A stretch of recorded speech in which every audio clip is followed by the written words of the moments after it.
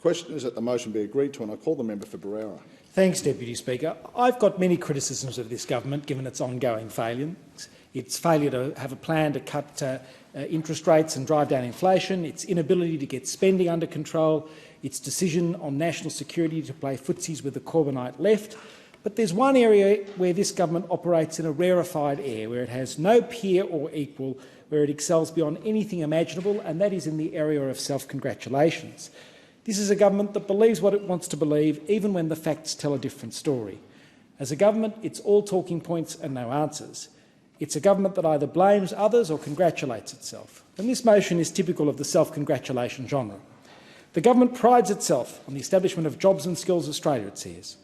As opposition leader Anthony Albanese said, we will create a new independent agency to be called Jobs and Skills Australia, which will research workforce trends and provide impartial advice about what skills are needed now and what skills will be sought after in the future. It sounds like a great idea, except the Morrison government was already doing it. Jobs and Skills Australia is just a rebranding of the National Skills Commission established by the Morrison government. Same staff in the same department, in the same building, drawing the same paychecks with a new logo. It's like an episode of Utopia. Now, this motion of self-congratulations celebrates the new National Skills Agreement. The government boasts that through the National Skills Agreement it's providing an increase of over $3.7 billion over the next 5 years. That would have been paid through the previously operating agreement. That amount would have been $12.6 billion. High fives all round. Except this is the same funding level as committed to by the Coalition in 2022. So if you want to offer praise, I say start with the member for Cook, his Skills Commission and his funding envelope. Of course, this is the same funding envelope that caused Labor to say, erroneously, that the Coalition was cutting money out of TAFE. Now Labor celebrates the fact it has a national skills agreement with the states and territories. It secured one because it gave away the fundamental bargaining position of the Commonwealth, namely that arrangements needed to be tied to outcomes. If you believe this motion, Australia is entering a new nirvana when it comes to skills. The first year of the government's performance says that's not the case. Data from the National Centre for Vocational Education Research shows that in its first year in government, new training starts have declined by over 37%.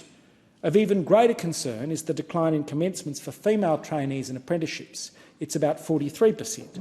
We are witnessing a collapse in commencements. That means there are 37,000 fewer Australians commencing training than when Labor took government. That means in only 1 year, the supply of new electricians, mechanics, childcare workers, cooks and carpenters will slow. And in a country already facing skills shortages, that's terrible news. It's a warning of darker days to come. And labour shortages and supply chain pressures all feed into higher inflation, with shortages harming those areas where we need significant growth, particularly in the care sector and in the digital economy. This motion also contains the obligatory condemnation of the last Coalition government. These motions are a sort of standard cocktail formula with 3 parts self-congratulation, 1 part condemnation, shaken not stirred. Yet the facts disprove the condemnation.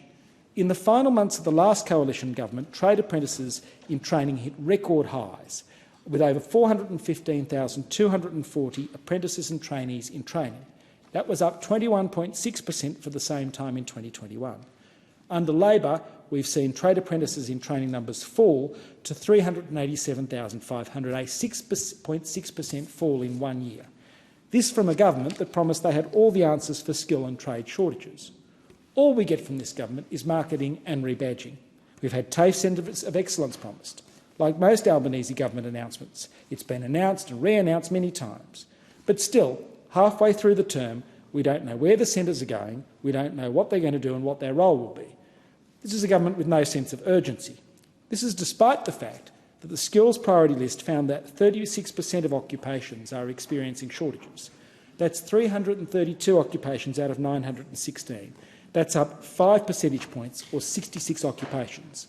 And those shortages are occurring across vital areas, in areas such as healthcare, ICT and the trades, with shortages across the construction sector and outside it, with persistent shortages in occupations like chefs, like motor mechanics, like fitters, hairdressers and metal fabricators. Australia needs a robust, vibrant economy that doesn't suffer from these skill shortages. And so what do we on this side of the House want to see? We want to see the government stop congratulating itself on a job not done and get back to working to removing the skills blockages that are hindering national productivity and economic growth.